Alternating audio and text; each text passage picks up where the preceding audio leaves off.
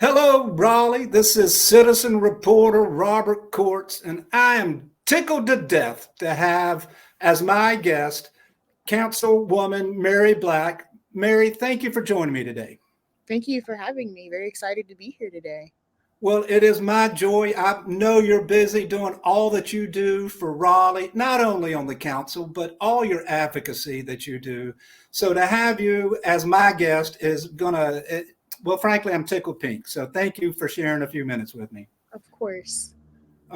So, Council Member Black, as my audience know, there's a few things that I believe every good candidate needs to have before they run for the council.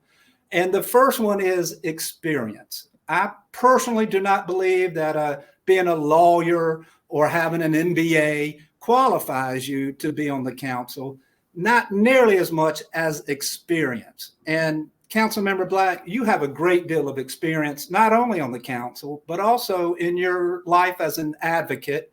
Would you share a little bit about your background with us, please? Yes, thanks. Great question. I do agree that a lot of people think that you need to be a lawyer or some sort of really stark policy or planning advocate to be able to be in this role. But I think when you have governance and people that are in office that have been grounded in a culture of advocacy specifically based around community, that it makes leading and serving something beautiful. And that's where my entry point is into this. I locally have served on environmental justice boards for the city of Raleigh, community-based environmental justice boards. I've worked with environmental nonprofits doing advocacy and policy work. I worked at a nonprofit telling young women that they need to run for office, and that was kind of the genesis and the origin of how I got into running for office. Just really working with youth and in the nonprofit sector that as it aligns to community, and looking at the issues that we have from our people and our planet and our society, and how specifically young people, I'm not as young anymore, but specifically how young people can have an impact on building a better world. And that was how I got into office. From that connection to the work, it kind of led to my own values that pushed me into running for office. So deep in the community and advocacy and engagement world. Well, Councilmember Black, that does a couple things. One, it proves that you have a servant's heart. You're not here to move your agenda or advance your career. You're here to serve the people of Raleigh. But it also, I feel that the best leaders started with service. And you are the epitome of that on the council. So that is quite refreshing and certainly a big star on your candidacy. Thank you. I definitely agree that when you have a background and you have the connection to the people, it helps you be a better leader. So, um, totally agree. Well, also, if we look back at your last term or this current term, you've also had a lot of big wins for Raleigh. And would you like to tell us one or two of your favorites? So probably my personal favorite has been around our alternative response program. And although there's still a lot of work to be done there on getting specifically our community response program, we were able to get more funding for our co-response program, our Acorns unit. We were able to get a crisis call diversion line. So like people calling 911, that may be experiencing some sort of mental issue or mental health issue will be able to be connected with services that can go out and do supports for them. And then our case managing care navigation system, that was something that I was really excited to be able to do. We went to Denver early on in my first year in office, and they have, alternative community response program out there that has been doing really great work. And so to be able to bring that here, we also have Durham's Hearts program is a perfect example, and it's right next door of how we should be navigating these sorts of things. So it was really amazing to be able to bring some of that here, and there's more work to be done, and that's what I'm hoping to do with this next term, is to take it to the next level. But it was just great to get that conversation flowing, and that all came from advocates in the community who were asking and working with the council and being stakeholders in building that reality across the city. Another thing has been working on addressing homelessness. A big part of my platform this year is homelessness as a housing crisis, because we have a lot of ways that we're talking about affordable housing and planning and zoning and all the things that affect it for people like you or me who do have jobs, who do have income, but not a lot of the ways we're looking at housing and how it affects people who have low or no income, specifically people who are unhoused.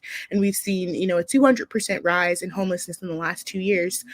We have about 4,700 children, students living on the street in Wake County at any given time. So it's really, really concerning. And we were able to put about $5 million into an unsheltered response program where we will be able to get people out of encampments into permanent housing, and then also connect them with our continuum of care that we're still building out. And that's also through community partnerships and working with nonprofits and groups that are doing work to help people get mental health services, substance abuse services, and job training so that they can stay off the streets and into a better future. So those are probably the two things that have been really exciting about these last two terms and the things that really sticks out. Another thing, and this is also just a personal passion project that I got to enjoy, was getting an African American Affairs Board funded, or not funded, but created. Yes, that's the word. So with that board, it came out of the restorative justice resolution that we were able to get passed early on in the first term. And we were able to create this board that's really going to be looking at the ways that specifically our African American community is affected by different things that happen across the city, whether it's gentrification, displacement, community safety, job opportunities, economic growth. They'll be able to have more of an impact and a conversation around those things. And I think that's really exciting. And that was through partnerships with the Human Relations Commission, which I'm the liaison for. So that was great. And then lastly was getting back to the heart of community engagement. A lot of the things that we ran on in our first term was bringing back the Citizens Advisory Councils. Yes, thank you. There is a lot more work to be done and said about how we need to build that out equitably, but the conversation has started, and we started to move the needle in the direction towards healing some of the distrust that we had from the community and some of the issues that were happening within the city around it as well, to kind of get us going in the right direction. We still have a lot further to go with that one, but just that we were able to get it back and funded, get access to Zooms, get access to community centers, I think is a really good initial couple of steps. But yeah, let me interrupt.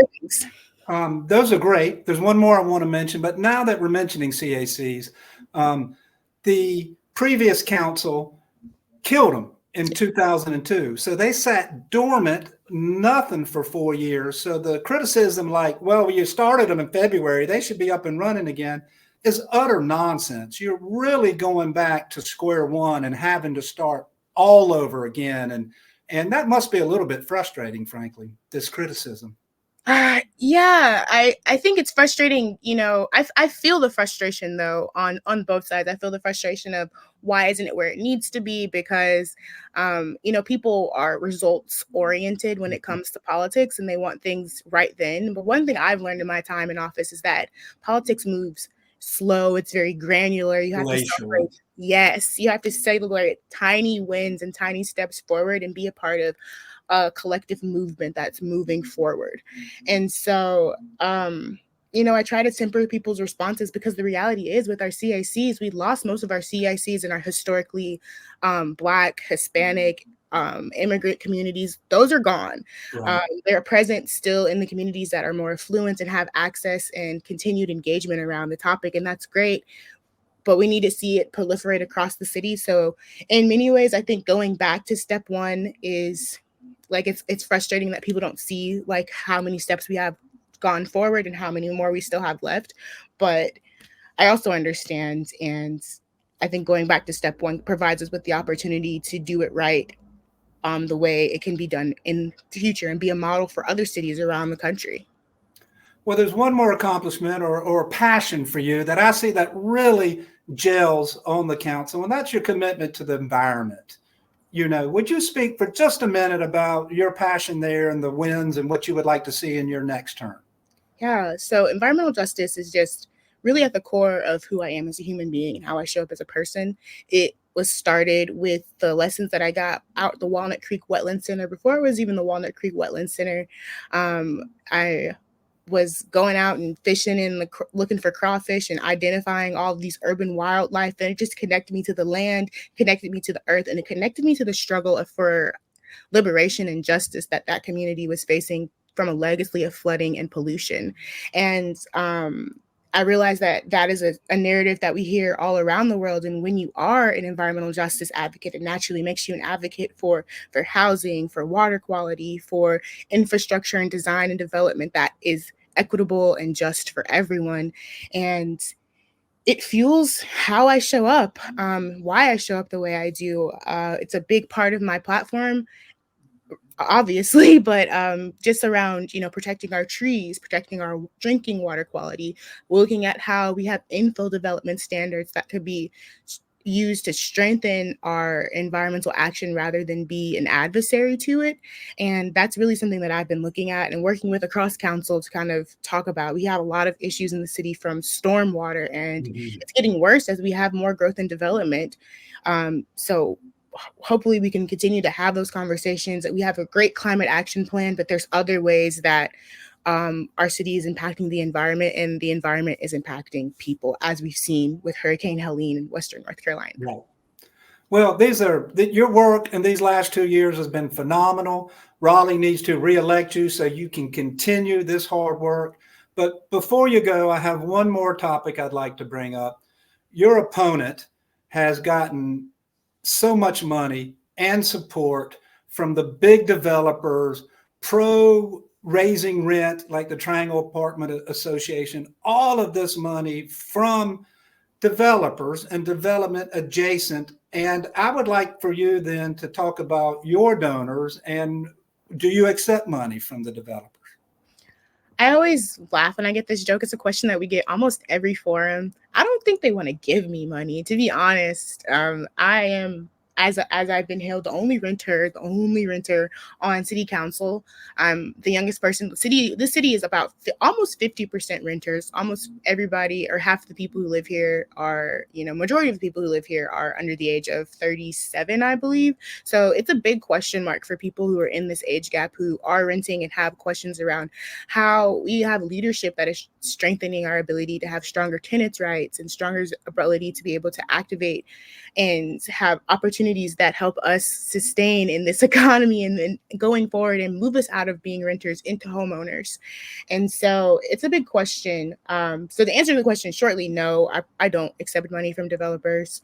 I don't accept any toxic money or dark money either. Nice. And I don't think they would offer it. I do think it's important that when we look at representative leadership, we do look at where the money comes from, because it's the people. It may not influence the decisions that people make necessarily, but when you understand that the money is coming from a certain space that has created chaos and caused disruption for longtime community residents or the people that are in this community, you kind of understand that they are putting their money behind a candidate that they think is going to align with their values. Right. And although it may not buy their vote, you should take it as a reality that this person will probably already align with the vote that they would want.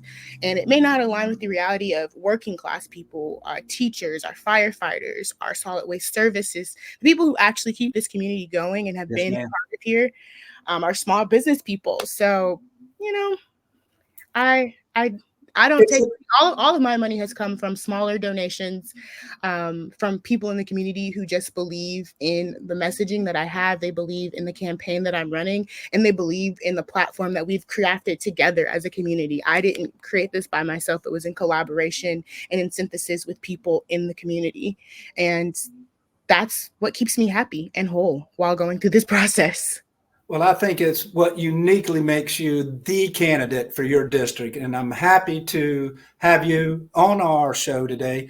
Before we go, for all the Raleigh citizens, the average folks that want to support you, how do we find your campaign, Councilmember Black? So you can check out my website at mary4districta.com.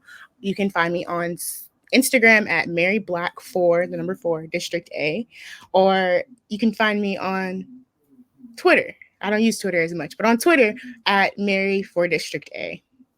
Well, let me in closing say, Raleigh, Councilmember Black is here for you. Give her a call. Look at her campaign information. drop her a $50, $100 donation and reach out to her. She wants to hear from you so that she can provide that servant's heart support for you and everyone in District A. Thank you for your time today, Councilmember Black.